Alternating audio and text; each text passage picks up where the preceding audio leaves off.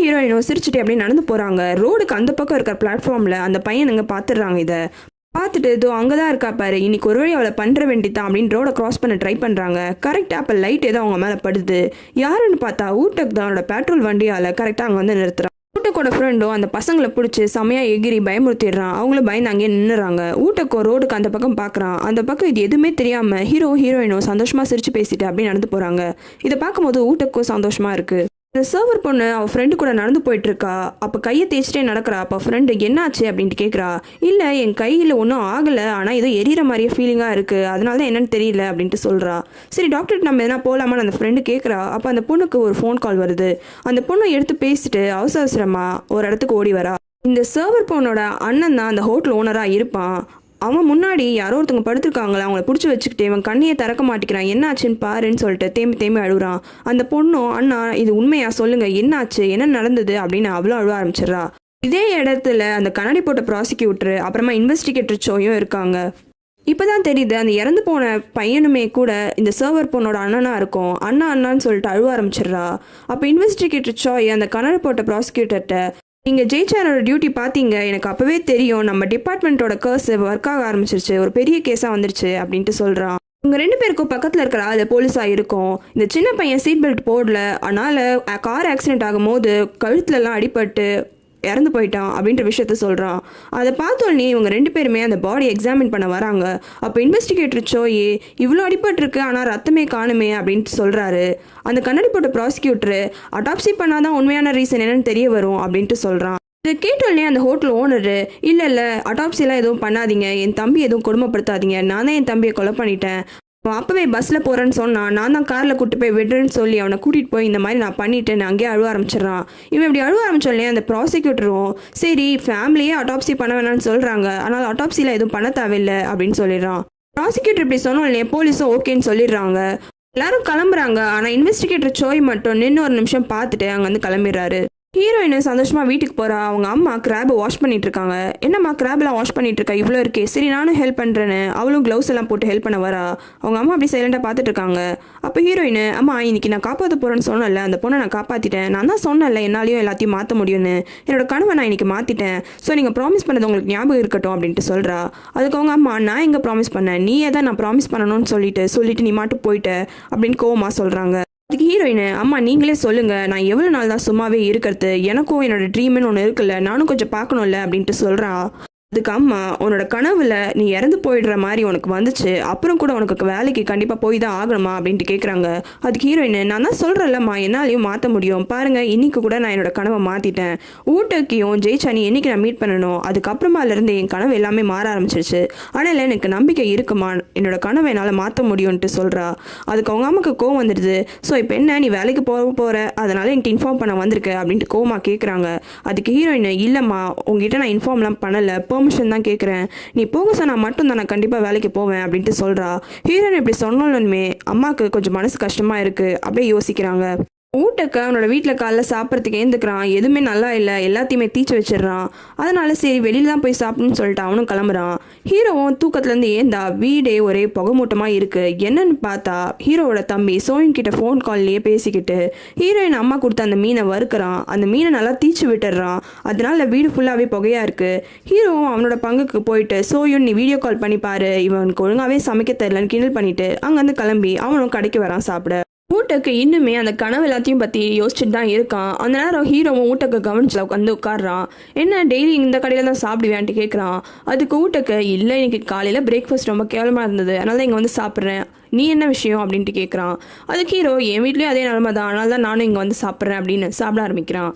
அப்போ ஊட்டக்கு, சரி உங்ககிட்ட ஒரு விஷயம் கேட்கணும் அப்படின்ட்டு கேட்குறான். அதுக்கு ஹீரோ, எதை பற்றி அப்படின்ட்டு கேட்டோம். நீ அந்த கார் ஆக்சிடென்ட் பற்றி தான். அன்றைக்கி அந்த கார் ஆக்சிடென்ட் நடக்கும் போது நீங்கள் 2 பேரும் சேர்ந்து என்னை காப்பாற்றிட்டீங்க. ஆனாலுமே எனக்கு ஒரு நிமிஷம் அந்த காரால் அடிபட்டு நான் இறக்குற மாதிரி எனக்கு ஒரு ஃபீலிங் வந்துச்சு. நான் உயிரோட தான் இருக்கேன், இருந்தாலுமே எனக்கு இறக்குற மாதிரி ஒரு ஃபீலிங் வந்தது. அந்த மாதிரி ஒரு எக்ஸ்பீரியன்ஸு உனக்கு எப்போனா வந்திருக்கா அப்படின்ட்டு கேட்குறான். ஹீரோ யோசிச்சுட்டு வந்திருக்கு அப்படின்ட்டு சொல்கிறான். உடனே ஊட்டக்கு எப்போன்னு கேட்கும் போது, அதுவா ரொம்ப சின்ன வயசில் ஒரு வாட்டி நான் தண்ணிக்குள்ளே விழுந்துட்டேன், அப்போ ஒருத்தவங்க வந்து என்னை காப்பாற்றினாங்க அப்படின்னு ஒரு இன்சிடெண்ட்டை சொல்கிறான். இந்த காப்பாற்றின ஆள் வேற யாரும் இருக்காது, ஹீரோயினாக தான் இருக்கும். ஹீரோ தண்ணிக்குள்ளே விழுந்துட்டு இருப்பான் போல இருக்கு. அப்போ இவ தான் காப்பாற்றி அவனுக்கு ஃபர்ஸ்ட் எய்ட்லாம் பண்ணுறா. இந்த இன்சிடென்ட் தான் ஹீரோ இப்போ சொல்கிறான் ஊட்டக்கிட்ட. நான் என்னை காப்பாற்றிட்டாங்க, ஆனாலுமே நான் தண்ணிக்குள்ளே முழுகிற மாதிரி எனக்கு ஒரு ஃபீலிங் இருந்துகிட்டே இருந்தது அப்படின்ட்டு சொல்கிறான். உடனே ஊட்டக்கு இதை தான் நான் எதிர்பார்த்தேன், இப்போ சொல்லு உன்னை காப்பாற்றினது நாம் ஹாங்ஜூ தானே அப்படின்ட்டு கேட்குறான். அதுக்கு ஹீரோ என்ன சொல்கிற நீ புரியல அப்படின்ட்டு கேட்குறான். உடனே ஊட்டக்கு இப்படி யோசிச்சு பாரு, அந்த ஆக்சிடெண்ட்டில் நான் இறந்து போயிருக்க வேண்டியது, ஆனால் என்னை காப்பாற்றினது நீ தான். சே, நம்மளை இப்படி காப்பாற்றிருக்காரு, இவருக்கு எதனா நம்ம பண்ணணும்னு நான் யோசிச்சதுனால என்ன நடந்ததுன்னு ஹீரோ கேட்குறான். யோசிச்சதுனால தான் அதுக்கப்புறத்துலேருந்து உன்னை பற்றி எனக்கு கனவு வர ஆரம்பிச்சது. நீ எப்பயுமே நாம் ஹாங்ஜூவை பற்றி தான் கனவு காண்ற, அப்போது உன்னை காப்பாற்றினது நாம் ஹாங்ஜூ தானே அப்படின்ட்டு கேட்குறான்.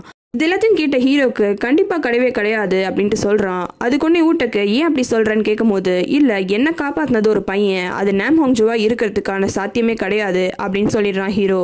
ஊட்டக்கும் திரும்பி கேட்குறான். அதுக்கு ஹீரோ இருந்தாலுமே இல்லை, எனக்கு நல்லாவே தெரியும் அது ஒரு பையன்தான், எனக்கு இன்னும் கூட நல்லா ஞாபகம் இருக்குது, அந்த பையன் எனக்கு நல்லாவே எனர்ஜியும் இருந்தது, கையில் கூட ஒரு பேஸ்பால் கூட வச்சுருந்தான், அதில் எனக்கு நல்லாவே தெரியும் அது கண்டிப்பாக நாம் ஹாங்ஜூ கிடையாதுன்னு ஹீரோ சொல்லிடுறான்.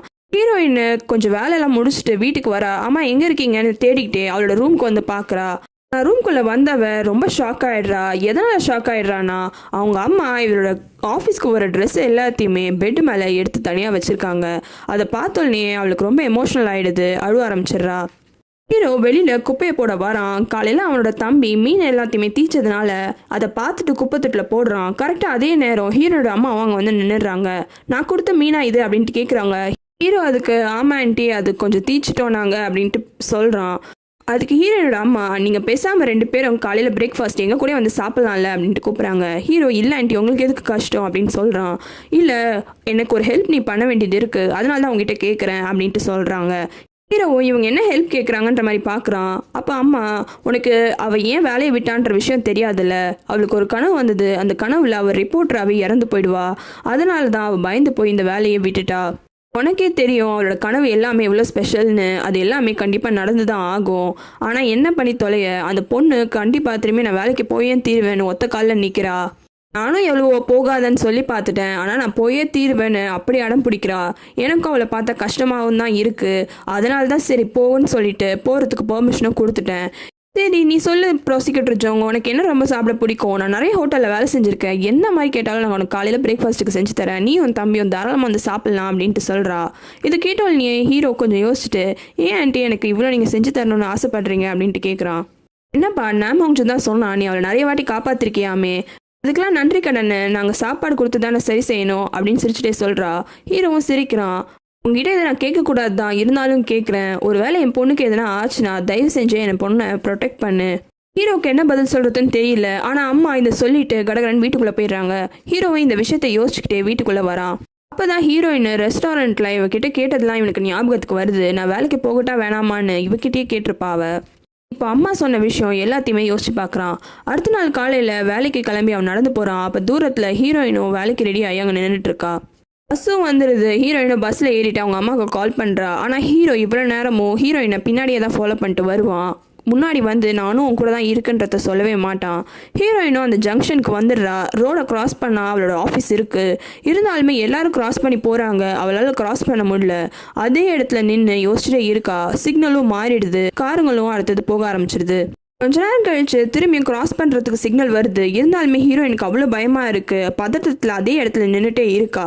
அப்போ ஹீரோ வந்துட்டு அவளோட கையை பிடிச்சி அவனை ரோடை கிராஸ் பண்ணி விடுறான். ஹீரோயினும் ஆஃபீஸ்க்கு சந்தோஷமாக சிரிச்சுட்டே வரா. அப்போ ஆஃபீஸில் இருக்கவங்க எல்லாருமே ஹீரோயினை வெல்கம் பண்ணுறாங்க. ஹீரோயினும் அவளோட ஹெட்டுக்கிட்ட வந்துட்டு நான் வந்துட்டேன் கேப்டன் அப்படின்ட்டு சொல்கிறா. உடனே அவன் அதுக்கு உன்னோட டெஸ்கில் உன்னோட யூனிஃபார்ம் வச்சுருக்கேன் போய் பாரு அப்படின்ட்டு சொல்கிறான். ஹீரோயினும் வந்து அவளோட டெஸ்கில் பார்க்குறா. அங்கே அவளோட ஐடி கார்டு அப்புறம் பக்கத்தில் யூனிஃபார்மு ப்ளூ கலரில் இருக்குது. அந்த யூனிஃபார்மை பதட்டத்தோடையே எடுத்து பார்க்குறா. அவளோட கனவில் அவள் இந்த யூனிஃபார்ம் போட்டுக்கிட்டா தான் ஒரு புல்வெளியில் படுத்துருக்க மாதிரி ஞாபகத்துக்கு வருது. பயத்தில் அந்த யூனிஃபார்மை பார்த்துட்டே இருக்கா. இதை கவனிச்ச அந்த கேப்டனு, பர்பிள் கலர் நல்லாவே இல்லை, அதனால தான் நாங்கள் ப்ளூ கலராக டிசைன்லேருந்து எல்லாத்தையுமே மாற்றிட்டோம், போட்டு பாரு நல்லா இருக்கான்ட்டு, ஃபிட்டிங்லாம் கரெக்டாக இருக்கான்னு அப்படின்னு சொல்கிறாரு. அப்போ தான் காமிக்கிறாங்க ஹீரோயின் அந்த ரோடை கிராஸ் பண்ணதுக்கப்புறமா ஹீரோ கிட்ட நின்று பேசுகிறா. ஹீரோ கேட்குறான், ஏன் அந்த ஜங்ஷன் அவளால் கிராஸ் பண்ண முடியலையா, எதுக்கு அவள் நேரமாக அங்கே நின்றுட்டு இருந்தேன்ட்டு கேட்குறான். அதுக்கு ஹீரோயின், இல்லை ரொம்ப நாள் ஆச்சு கிராஸ் பண்ணி, அதனால தான் கிராஸ் பண்ணுறதுக்கான தைரியம் வரல.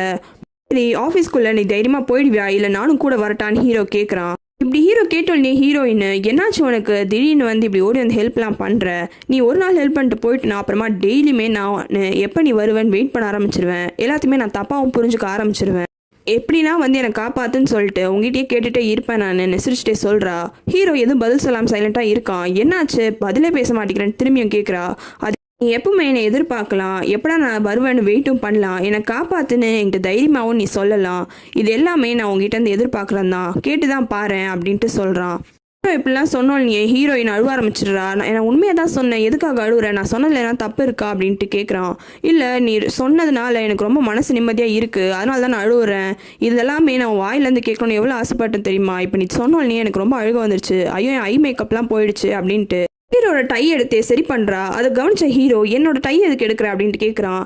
நீ தானே என்னை ப்ரொடெக்ட் பண்ணுவேன்னு சொன்னேன், டை தானே எடுத்தேன், அதுக்கே கத்துறேன்னு சொல்லிட்டு ஐ மேக்கப் சரி பண்ணிடுறா. சரி பண்ணிட்டு அவனையும் கட்டி பிடிச்சிக்கிறா. ஹீரோவும் சரி சமாதானப்படுத்தணும்னு சொல்லிட்டு அவனும் கட்டி பிடிச்சி சமாதானப்படுத்துறான்.